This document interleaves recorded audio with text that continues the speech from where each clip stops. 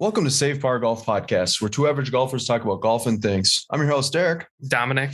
This episode is 29, and we have a special guest on today, Mulligans and Hackers. Gentlemen, thank you for being on the podcast. Appreciate it. By the way, thanks for having us. I Absolutely. really appreciate you guys reaching out. Yeah, we love the name. I want to try to figure out who's Mulligans and who's Hackers, and how did that get established? Well, that's that encompasses the entire group that we have. That's why I love have a bunch of friends. We have a bunch of friends that golf, and none of us are even close to being scratch golfers. No, not even close. We're probably at best, I would say the best of us are probably 14, 15 handicap. Well, I think you got down there somewhere around there this year, right, Chris? Yeah, I kind of finished around that 14.7 or something handicap, which was pretty good considering how my season went, but still lots of room for improvement. Yeah. Yeah, absolutely. So I was up. I didn't play nearly as much this past year, but I got down to like a 9.6. But for the most part, I was right around the 10 to 12 range. This past year I played pretty well for the amount of rounds I actually played. Dom and I, we know when we go, we just have a good time. We don't really, we're not there to beat each other up. It's all about just having a good time and hope for the best. Cause that's kind of same thing for us in our group. We traveled around to different golf courses with a whole bunch of our crew, and golf courses within an hour and a half of where we live. So, we roll up on these little diamond in the rough golf courses with like a dozen guys or 9 guys and just go play around. Right. Do you guys have this inaugural season or is it a league? Is that what you guys have? Yeah. So I guess back in 2021, me and Chris, because of everything that's going on, I think that was the first year I actually bought a punch card to go play golf, because we never really played golf before. Me and Chris were into other things. We coached hockey together, and we kind of moved on. I moved on from that. And so in 2021, we played a fair bit of golf. I got hurt, developed tendonitis towards the end of the year, so I missed the last 2 months of that golfing season. Yeah, that sucks. But I think I got about 20 rounds in that year. Chris, how many did you get in that year? Oh, I think I played 80 or 85 that year. In 2021? Yeah. Oh, yeah. For you. I played like 20. Yeah, I know. It sucked because with you being injured, I just had to golf with random people all the time because I didn't have anybody to golf with. So when we went into that off season, our 6 months of winter here that we have in southern Alberta, I won't be ashamed to say depression hit a little bit, and I gained a lot of weight, got up to around 300 pounds, and being who I am practically, I'm like, okay, Alvin, you really need to take control of this. So then I started rolling around. I really enjoyed playing golf with Chris. So I started bouncing around in my head that, hey, maybe we should just start a league with our buddies, because a couple of our buddies had memberships at courses around town. And so I was like, what could we do? Like, get our buddies together, have a FedEx Cup style league, play for the entire season, and do points and have standings. And then I was like, well, we should put it on social media. Let's put the standings. And so that's where the social media part of Mulligans and Hackers came. And then I approached Chris and another one of my friends and kind of just ran the idea by him of, hey, would you be interested in this? And Chris, you want to talk and say what happened when I came to you with the idea? Yeah, we were, we both love to golf lots. And that's pretty apparent. Like Alvin said, he likes to golf with me. I like to golf with him. And we are both pretty competitive. We got our group of friends who are fairly competitive, and we're out there golfing anyways. So when Alvin had approached me about the idea about potentially doing a podcast, and our Mulligans and Hackers kind of tour that we set up, I jumped on the idea. I loved it. It's kind of sweet because, depending on how many guys are around, we had anywhere from, 6 to, I think at our peak, we had like 13 or 14 guys at some of the events. We got memberships this past year at our home course of Cottonwood Coulee, which is a nice little executive course. It's not crazy long, but it's more technical. Mm-hmm. And it kind of fit everybody's. It kind of fit everybody in, depending, it didn't matter where your game was at. You had a chance to kind of finish on the top one day or finish lower, depending on how you were playing. So it was exciting. I mean, we jumped on it. We kind of, fired up our podcast and kind of learned as we went. We just started talking about how our season was going to go, made a tour schedule. And I mean, it took off way faster than I think either of us thought it was going to take off. It's so cool. That's what we love about like golf in general, right? I know you're talking about like the depression and things like that. And I think that's part of the beauty of the game is that you can go play golf and it's a great way to clear your head. You're really only thinking about that shot and you kind of just lose focus on everything else. And it's also one of those reasons why I think so many people keep coming back to golf, because it's, you could shoot your best round that one day, like you said, and then the next day you go out and absolutely finish last. And it's a very humbling sport. Absolutely. But it's crazy. As if you looked at our stats as we go through the year, the last 6 weeks of the season, my game absolutely tanked. And when I say tanked, I mean a severe case of the yips where I couldn't even get off the tee box. And that's why that clown over there took over first place and actually won the tournaments, because I played so poorly. Well, congrats, Chris, on winning that. I was going to ask you, are you guys looking to continue to like grow this league? Is this like for like anyone, or is it mainly just kind of like your buddies right now, or is that something you're trying to do on your Instagram? We have for us and who we want to play golf with, we're pretty particular about who you have to have the right personality to come in. As Chris can tell you, and some of our friends can tell you, sometimes I'm not the easiest guy to approach, right? If I don't know you, which is why my family say, well, Alvin, this is kind of really outside of your territory, doing podcasts and talking to people that you don't know. And I'm like, well, I mean, here we are, we're learning, right? And we're growing. And so we're going to add a few more people this year so that we can get a more consistent, 9 to 12 guys playing every day. Like every time we have a tour date, we'll say, right? So that, and then again, that just adds the element of, some guy having a really good day, some guy having a really bad day. And we do the FedEx Cup point style, which again, throughout the season balances where we are as golfers. Like I said, I really tanked towards the end. So that dropped me out of first place and moved Chris into first place because his game went the exact opposite. When you're playing 80 rounds, it kind of helps, I guess, right? Well, that's the thing. So I personally played 85 rounds this past season on top of like adding in our Mulligans and Hackers game, 85 rounds. Well, I haven't played 85 rounds of golf in my entire life. Yeah. So, were you saying that before 2021 that you didn't really play much golf? No, we played a little bit in 2019, right, Chris? Yeah, we played like a little bit. I mean, I've picked up clubs in the past over the years, and it would be like a couple of rounds a year I go with my buddies. So I pick up a club and I really had no clue what the hell I was doing. It was just out there having a good time. Right. Yep. And then in 2018, we started going and hanging out at the par 3 a little bit more. I mean, we thought it was kind of more our speed because that's kind of everybody could go down there. You can pound out a round in 9 or 18 and like you do 9 in less than an hour or 18. None of us knew how to hit a driver. Right? So yeah, the par 3 is great. And then still can't do a driver. It's okay. Neither can I. So, and then, it escalated from there. Like Alvin had said, he got injured. We were playing a lot of golf. He got injured and I just kept playing. And then this year he played more golf than he's ever played. And I played more golf than I ever played. Like I was up at, I think I finished at 115 rounds this year. And, if I'm not playing on the Mulligans and Hackers tour, I got my family, my dad lives in Calgary. So anytime I'm there with my brother and my dad and my cousin, we're hitting like every golf course that we can, that we want to play and that we can afford. So it was my goal to play as many courses as I could. I think I got up to 17 different courses this year, which was kind of cool. Yeah. Are there a lot of courses like in your like area as far as like quality, like from like, because so when I started looking at like where we were going to go out of town to do tour dates with our crews and stuff, I just put up the Google map golf, right? And you start looking at courses. Well, within an hour and a half of Medicine Hat, I just stopped at 42. Really? So I was like, okay, well, we got a lot of golf to play and a lot of trips to make to get in, to get half of these courses in, right? So.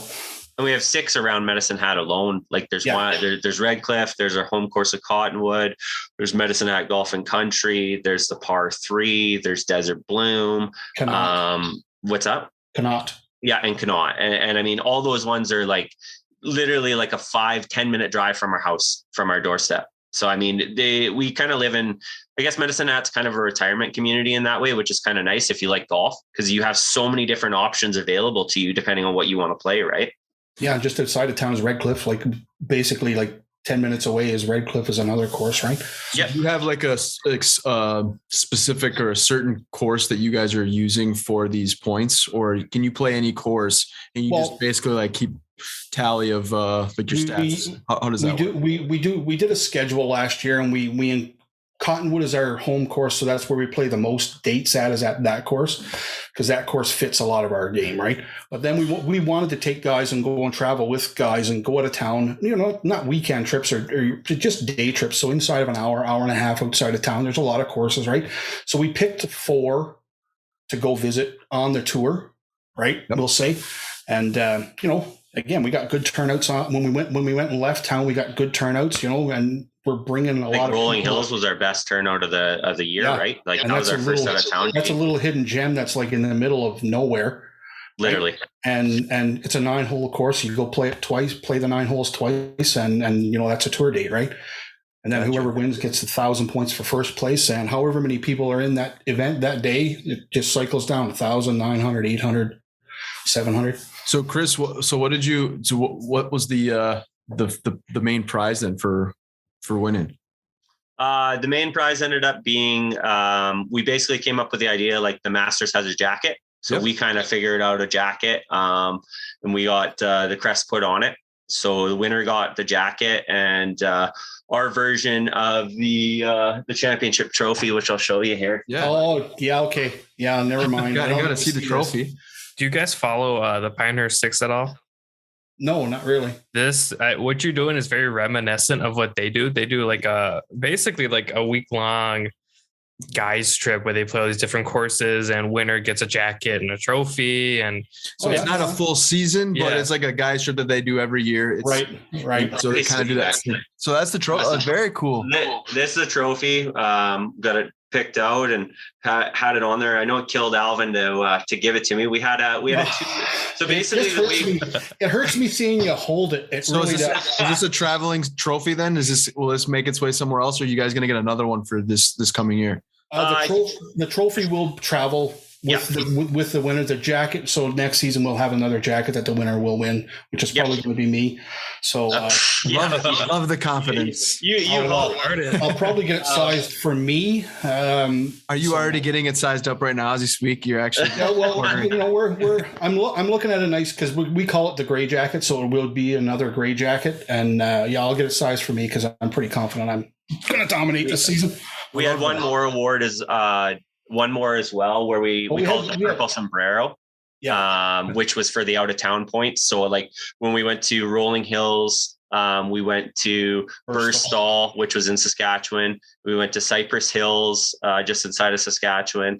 And we even put Medicine Hat Golf and Country Club on there. So those 5 dates, the points we went to Bow Island as well. Oh, yes, in Bow Island. That's correct. So those 6 dates, the points that you earned on those dates had a separate leaderboard where, depending on how you finished there, you could compete for the purple sombrero, we called it. So we had the purple sombrero. Unfortunately for Alvin, I won that one too. It's rubbing it off. It's a clean sweep. Yes, it was a clean sweep, and it was a clean sweep because I played so poorly down the stretch. You got injured. No, that was the year before. No, that's true. That's true. And then was there anything else that we had, or was it? Yeah, we had the award for most wins. Oh yeah, the awards for most wins on tour. That's right. I was actually in Value Village the one day, and there's just this little golfer guy trophy, and I'm like, that's sweet. I was like, we'll use that for something. So I just picked it up when I was around the one day, and we figured out we give it out for most wins on tour. Most tour. We don't need to know who won that one. I won that one too. Are you sitting in your trophy room right now? You got all your trophies. Well, they're kind of over my right shoulder over there. Yeah. Well, the trophies that we have for all these things will travel with the guys that win them. But the jacket, every time we have a season, we'll have a jacket that we give a guy that he can take home. Yeah, and just like the way we did it this year is, so we accumulated points all year, like the FedEx Cup style. And then going into our championship tournament, we had a 2-day championship tournament, and everybody had an opportunity to win. So if you had, because I finished first, I think I got 5 mulligans to use over those 2 days if I 6, wanted. wasn't it? Yeah, 5 or 6, whatever it was. I can't remember. So finishing in the regular season enabled you to have more mulligans in the championship if you wanted to use them. If you didn't use them, you lost them. They didn't count for anything. Okay. So that way it kind of gave everybody an opportunity to still win that championship at the end of the year. And also played into our Mulligans and Hackers name, which was kind of cool.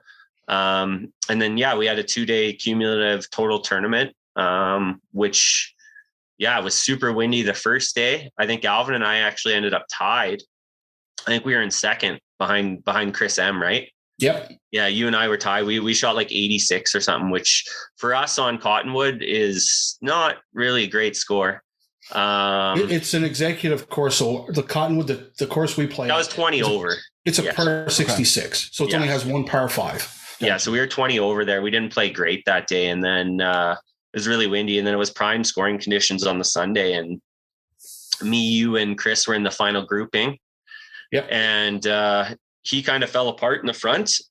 And I holed out for birdie on 7. That was the last hole I needed the birdie on that course for me to have at least one birdie on every hole. And it was just from then on out, that was my day, I guess. Sometimes it just rolls like that, though. It's just how it works. That's what it was tough. It was tough to watch. It was tough to be in the final group and watching it as it was slipping away, and you couldn't even fingernail grip it. It was just slipping away, but that's why we played and truthfully, I mean, you play an entire season of golf with your buddies, and you work your way down to a championship weekend. And I mean, the feedback we got from our friends that participated in this has been nothing but exemplary. So how many guys had wins on there, Alvin? It wasn't like 5 or 6 of us had. Yeah. 5 or 6 of us had at least one win. Yeah. So how many guys are on this in this season, this inaugural season? So we had about a half a dozen guys that played a lot of the events out of town and at Cottonwood. But I think we had like 14 or 15 guys that played at least one event. Yes. Yeah. Like our, so for our out of town at Rolling Hills, we had like 14 or 15 guys. For our tour championship, I think we had 13 or 14 guys made it out to play in that one.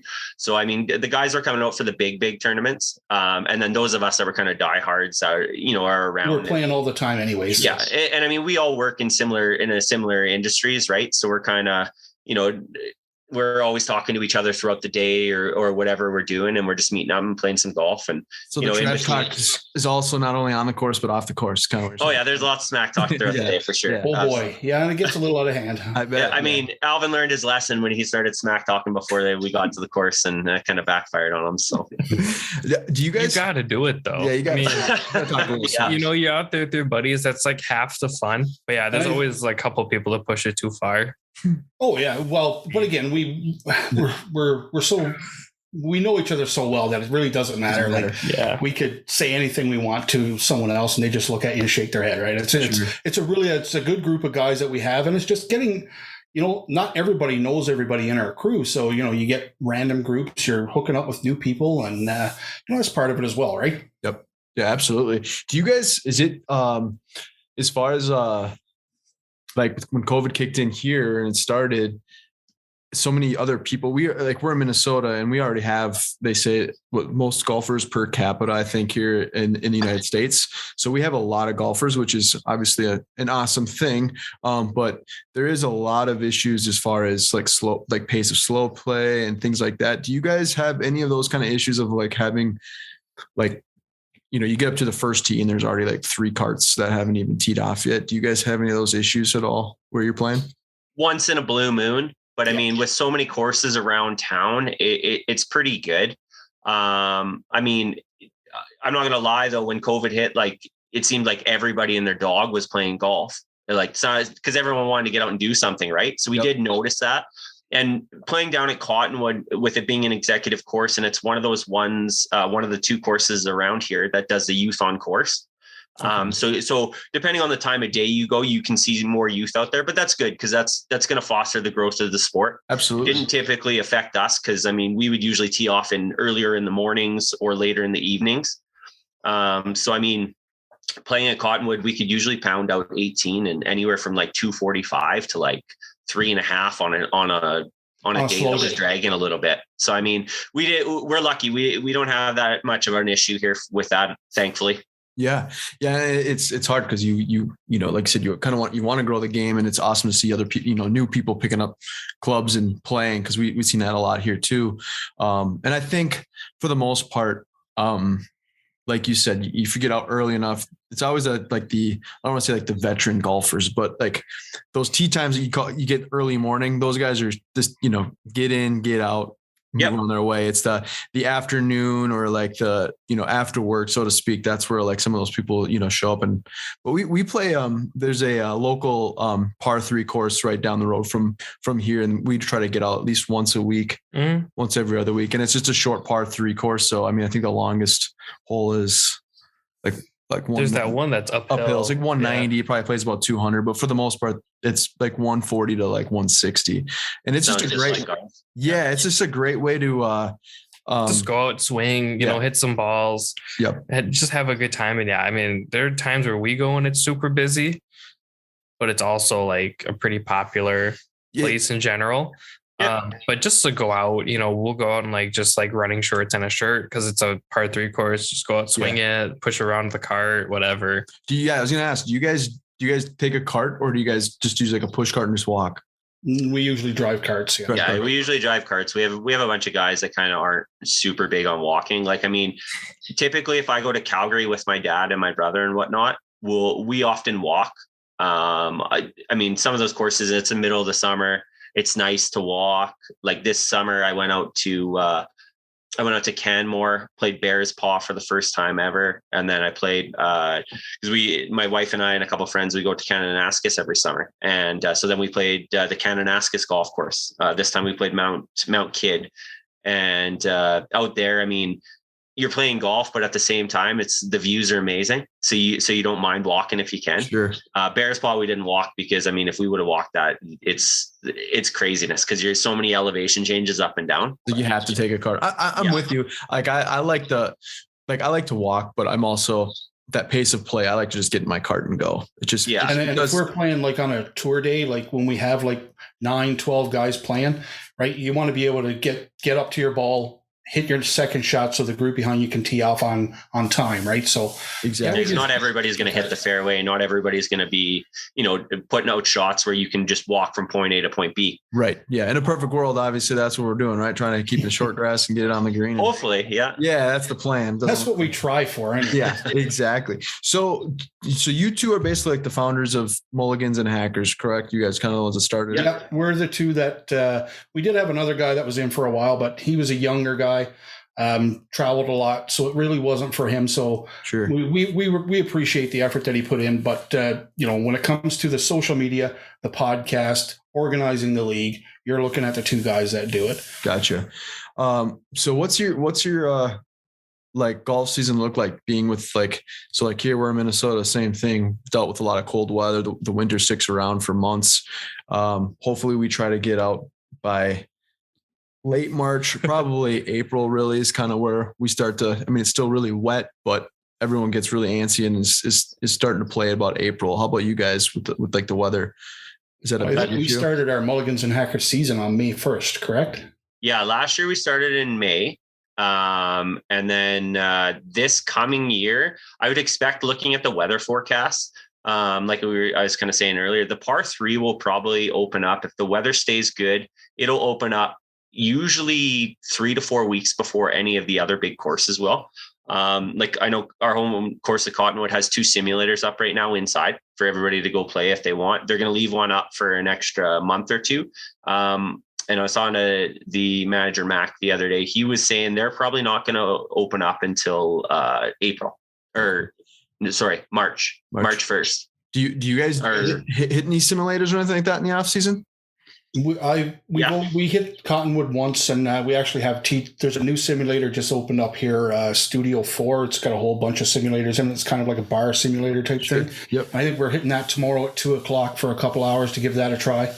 Nice. Do you guys have any Top Golfs or anything like that where you're like hitting outdoor, or we don't have a Top Golf. Funny you should ask that, because our par 3 is just currently working on a Top Tracer range. Which should be ready to go here, I think, in the next couple weeks, is kind of what they were looking at. And basically, they've partnered with Golf Futures, which has a range in Calgary, same type of thing. So they got Top Tracer technology on there, and so basically you can play games, or you can hit your balls and get your information. Last year we went to, was it one of the Lethbridge courses to get all our numbers, Alvin?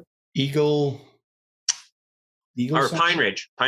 That's the one. Yeah. And anyways, we went there, and we used their Top Tracer range, and it was kind of nice because it gave us all our numbers going into the season, and then we were able to use it that way. So our par 3's kind of done that, which is nice. Interesting. So it's like an outdoor driving range, but it has it's outdoor, okay. But it's heated. It's heated, but it's outdoor, if that makes sense. Yep. It's just like a Top Golf. Yeah. Just like Top Golf. Yeah. Yeah. We don't have any Top Golf stuff here, so I mean, everybody always talks about them, but we only have one here. Yeah, it's kind of a growing thing. It's been all over the West Coast and down. So I think they actually originated down in Texas, but we have one not too far from us, and it's a good time. It's a cool atmosphere for somebody that doesn't even really like to golf. So right. It's got the bar scene, the music, and it's just good food. So it's a good time. It has like 3 tiers, so it's 3 different levels, and again, it's a cool. It's a different option for us, for people that have an off season, because talk to so many people on some of the other podcasts where really they golf all year round. They don't really know what winter golf's.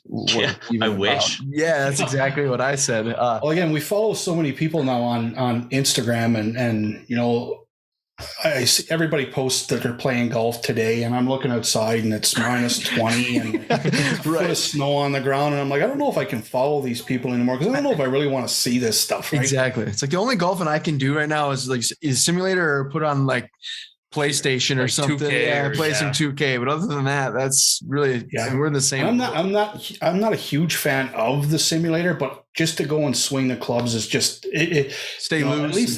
At least it's something, right? Exactly. Better than nothing. I agree 100%.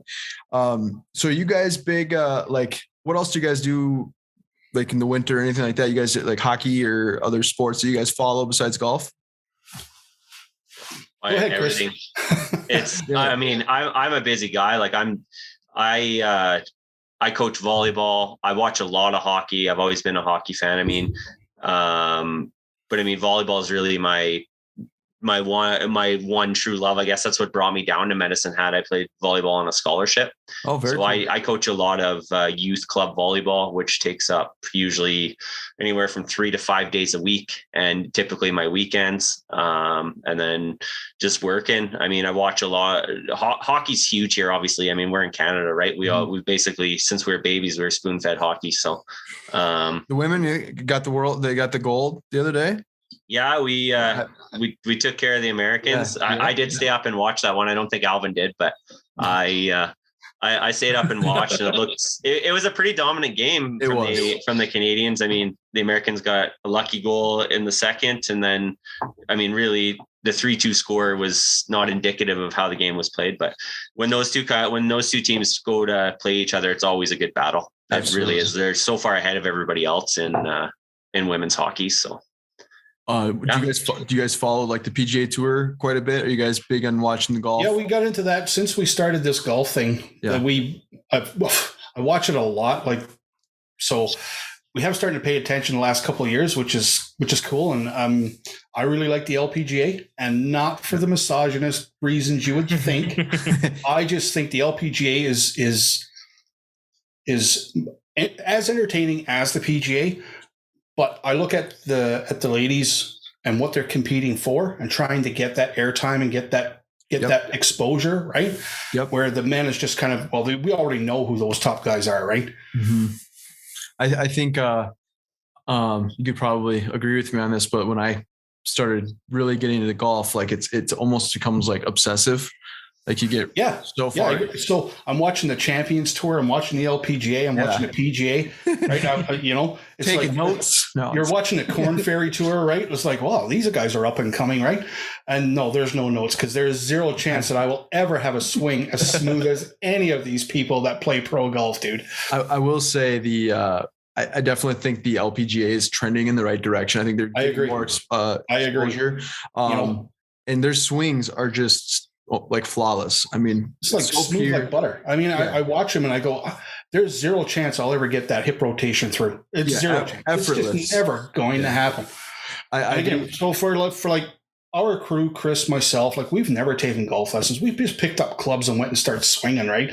So, every time like I watched a bunch of videos on hitting a driver because if we were doing this season, I kind of had to figure that out, right? So you're watching like, the guys that are on YouTube doing. Yep. So for the first, again, 3/4 of the season, they called me the fairway finder because I was hitting the fairway every time. And then I kind of lost it. But if you don't have that lesson background, boy, is it ever hard to get that back. My. It's even worse if you're a cross-handed golfer like I am. Yeah. So Chris. You're cross-handed. Yeah. He plays cross-handed. Yeah. So are you right-handed? I'm predominantly right-handed. Yes. I'm ambidextrous. Like I do a lot of things with my left hand, but I golf right-handed with a left-handed grip. Crazy. It is quite entertaining to watch. And I fully admit, like we have some videos out on our Instagram and like, I've never seen myself swing. And then you watch a video of me swinging and I'm like, man, that looks like just a train wreck. I called it a seizure. It's the job done. Oh yeah. I mean, I can hit the ball pretty far for a guy that's hitting cross-handed, I guess, but he does hit the ball a long way for a cross-handed guy, but man, does that swing look like he's having you said it, everyone swings a little bit different, and if you're comfortable with it, then obviously and it works. We're not out there trying to get to scratch golf, you know what I mean? We're out there, we're having a lot of fun with each other, and this upcoming season, we're looking just to do the same thing. We're going to pick up maybe a few different courses to go to for tour dates. We're going to add our first major to our tour, which is going to be at Cottonwood, which will be like our championship, the 2-day cumulative, but it's going to be worth double the points. So if you play in the championship, you can really, if you're lower in the standings, you can really bump yourself up if you play well for that. And we're just going to do the same thing. We're going to go and play a season of golf. We're going to do a lot more. Hopefully we're going to do a lot more content, YouTube content, Instagram content, Twitter content, just of us out playing around. We kind of recruited a guy to come and do some video for us when we have our tour dates, just to kind of get some video of us so that when we're done, we can go and do a little minute 30 type second thing video of how the day went, who finished first, and keep people updated on the scores. Cause they're, and it really blows my mind that people were actually interested in what we were doing this summer. Because again, we're just guys. We don't know what we're doing. We don't have a clue what we're doing. But it's just regular guys playing golf. So the concept that we have of this season type stuff, anyone can do it. If you've got 3 or 4 guys, play your season, man. Pick your days to say, okay, we're going to play for points today, and just do your season. And it just, if you've got guys, even if you use handicaps, right? Even if you have a scratch golfer and you got an 18 handicap guy, use the handicap system and do your points. Because if that guy has a good day and the scratch golfer has a bad day, you can catch him, right? It just, it's for everybody, right? Right.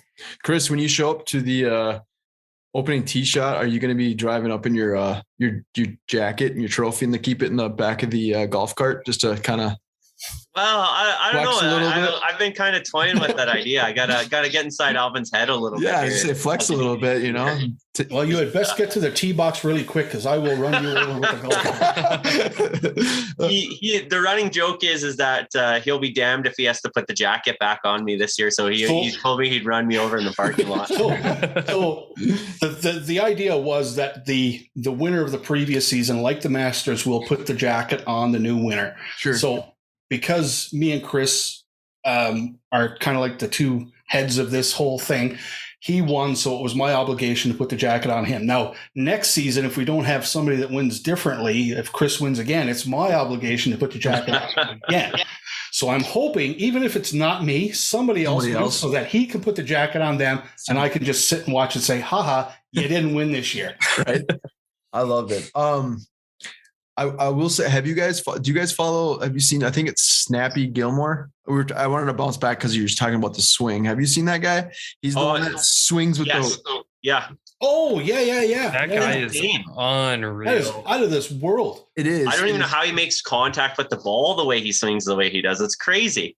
I know. He tries so hard to get up there and set up and just at least hit it in a cone shaped arc out into the fairway. And this guy's lacing it with one hand. Yeah. My favorite one is there's a guy who was like, oh, it's because you're hitting with the TaylorMade that's going so far. So that he pulls out like a wooden club, like an old one. I've seen that one.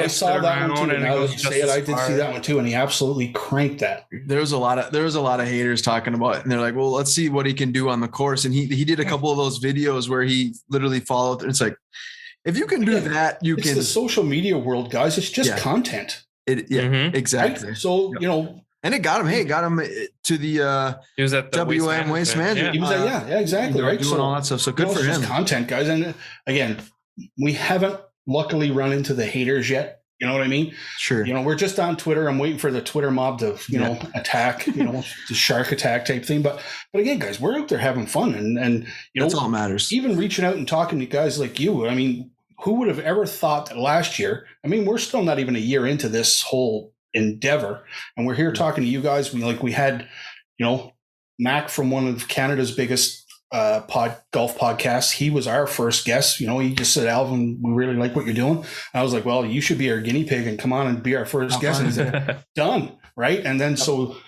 a golf glove company reached out to us, and I seen that. Yeah. I listened to that. Yeah. Yep. Right. And that one, and Kerry came out and said, guys, if you ever want to talk. And I was like, yes, I want to talk. Of course I do. Right.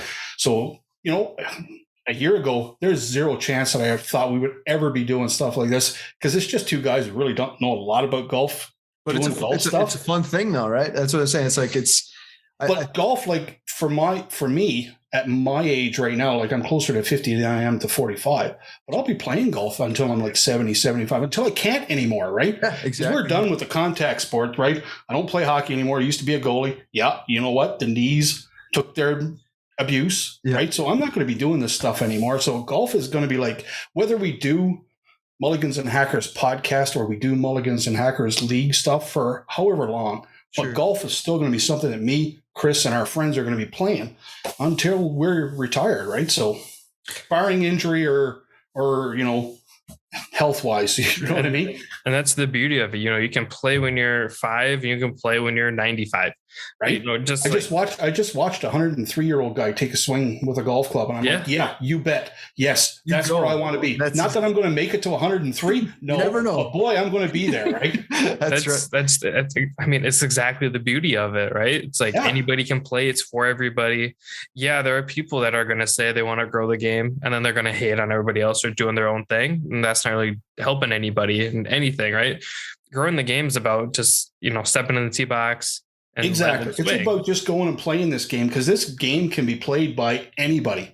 Because we all see the swings that are out there. It doesn't matter if you got a good swing or a bad swing. You can go play this game. Absolutely. I'll ask one last question before you guys actually played golf. I know you didn't really follow it too much, but I feel like so many people that really don't actually play the game of golf, they think that it's very easy, and it's because if you think about it, it's such an easy concept, right? You're going to go put the ball on it. You're just going to hit the ball straight. Yeah. The ball is sitting still. I mean, it's laying there and you just have to hit it. So I think like there's that like perception that so many people that like watch it on TV, it just looks effortless. It's like, makes it look really easy. Yeah. But smooth like butter. Yeah. Exactly. And until you actually physically get up and line yourself up and try to hit a ball, it's probably the hardest sport. Well, this is what I tell people when they say like, "Oh, you guys are playing," and you're like, if you finished the day at plus 22, it's like, man, golf's hard. It is exactly very hard. Yeah. What do you think? Every day is different. Every day is different. I mean, you guys touched on that at the beginning, right? Like there was I think Alvin had the best round of the year, and you were what, like 69 or 70 or something? Plus you 5. were like, yeah, with plus what? Plus 5. Plus 5. Yeah, you were plus 5. And then like the next after that, it was a complete nightmare. opposite direction, right? It was a nightmare. So the par 66 Cottonwood that we play, even when I didn't play golf, and I played that course probably about, half a dozen times in 20 years, right? I never shot 100 there. But after my plus 5, I shot 100 at the par 66. Yeah, and you never. Golf's hard. It is. But that's what keeps us. It brings us back because there's always that one shot, or. Well, so yeah, on that point, I don't mean to interrupt, but on that point, I had 2 eagles this year. Oh, good for you. That's awesome. Right. So there you go. Ever. Yeah. Yeah. That was crazy. You had the one on the hole 8.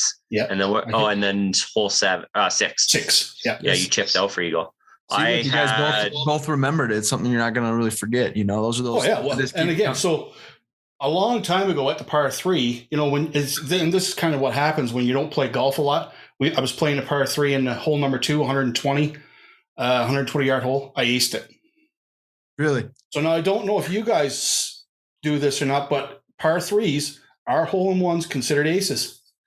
I would consider, but they don't consider. Yes, technically they don't. But I'm taking it that I do have a hole-in-one. Well, there you go. So I will, before we hop off here, I will say, I said this before, but I also had a hole-in-one, but of course I was by myself and it wasn't a par 3. I had witnesses to mine. So yeah, quick story behind it was I was supposed to go golfing with a buddy, kind of no-showed. So I was like, all right, well, I'm just going to go play the executive course. So I had my headphones in, I'm playing, and it was originally a par 4, but they were doing some construction on the tee box. So they moved it up to 160-yard par 3. And I hit just probably one of my best 8-iron shots of all time. It one hop dropped into the cup, and I'm freaking out, right? Because I'm by myself looking around like, did anyone see that? Yeah. So then, like, the groundskeeper. Did he see that? Exactly. So like, I'm trying to like think of something like, what can I do so quick? I'm like, I'm going to FaceTime my brother. Right. And I'm going to tell him everything. And I'm like, cause I'm pretty sure I saw it drop. Right. So I'm like, I'm going to I think I just hit a hole-in-one. I'm going to walk you up to the cup, see if it's in there. And of course it was in the cup. And I'm like, of all the rounds of golf I've played all my life, and I've been very close to hitting hole-in-ones before, but of course I'm by myself, and you always see those memes and it's always a hole-in-one story when you're by yourself. But so many people are like, oh, it's a par 320 yards, blah, blah, blah. It's like, well, it's still a hole-in-one. It's still a hole. Right? So do you mark a birdie if you get a birdie? Right. Yeah, I wrote one on the scorecard. I still got the ball and the scorecard with it circled as a 1, and I'll never get rid of it, man. Same thing. I got a little frame for it, and I should put it like on there, like in like quotations by myself. But that's what always kind of blows my mind. It's like people like always argue that, but it's like if you're going to play a par 3, you keep score. There's a scorecard for a reason, and. But really, what does it matter? You got the hole-in-one. Yeah, you know what you doesn't got, believe it or doesn't buy it. You're still going home at the end of the day knowing you dropped that in the cup. Absolutely. Chris, I think I cut you off earlier. I'm sorry. Did you want to hint on something earlier about a hole-in-one story, or like a story with you hitting an eagle or something? I think I cut you off when we were talking about eagles. I was just going to say Alvin had 2 eagles this year. And then I had a ridiculous eagle out at Tabor. It was on a par 5. Oh yeah. And that was, I was struggling with my driver earlier in the year. So I put it in my bag and I left it there, and I just went 3-wood, because I can hit my 3-wood anywhere from 240 to 280. So, I mean, if it's more accurate, it's better for me to hit that. So we were on hole 10 out at the Tabor golf course, and it's got a dog leg right. So I hit my 3-wood off the tee, stepped up, hit another 3-wood, ended up, I don't know, what was it, 75, 80 feet just from the pin, just off the edge of the green. And I just stepped up with my putter, and I'm like, well, just get it close.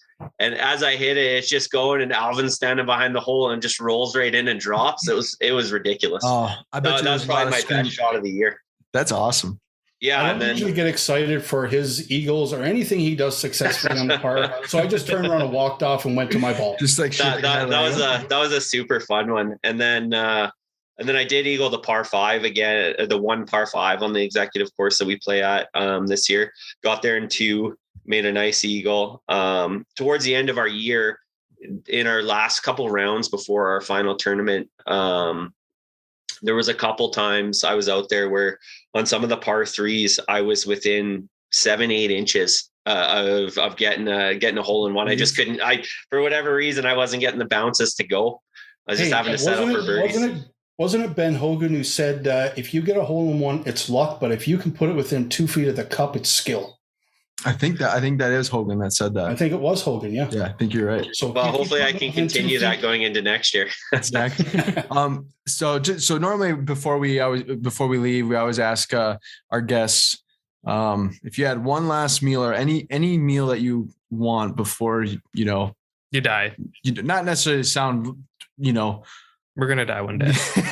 But we always talk about food some way or another, and we want to know if you had one last meal to pick, what would it be? Could be a restaurant meal, could be like a homemade meal, anything. Go ahead, Chris. I got to think about this one. That's a tough one. Yeah, we don't prepare people for this one. Yeah, we kind of put you on the spot. Sorry. Yeah, that's hey, that's all right. That is a really tough one. I just go with a good steak and pierogi dinner with some cream corn.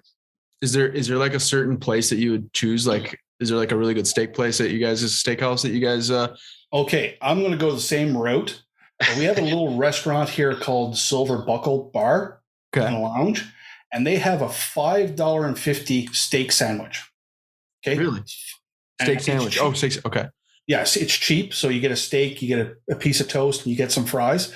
That's my last meal from that place right there. Because it doesn't matter if the steak is good, great, or poor. You paid $5 for it. Doesn't matter. Buy another one. That's fair. I like that. I'd go homemade with mine. And an honorable mention to we have a little Mexican restaurant, a little hidden gem up here. It's called the Mexican Hat. Okay. They make some terrific, authentic Mexican food. That would be an honorable second for me. Yeah, so. I love authentic Mexican food. We appreciate your time. We'd love to have you back on. Maybe we can catch up on maybe mid-season or something like that for you guys, sure. And we can maybe we can talk about some hockey as we get further into playoffs too. I like that too. I won't talk about my team obviously, but that's okay. We can talk about the Wild. Yeah, hopefully the Wild are. Well, at least he'll be out in the first round, so it's all good. Yeah. We'll get kicked first round. We got Kaprizov, who's a young superstar talent. Yep. So we'll see what happens. Yep.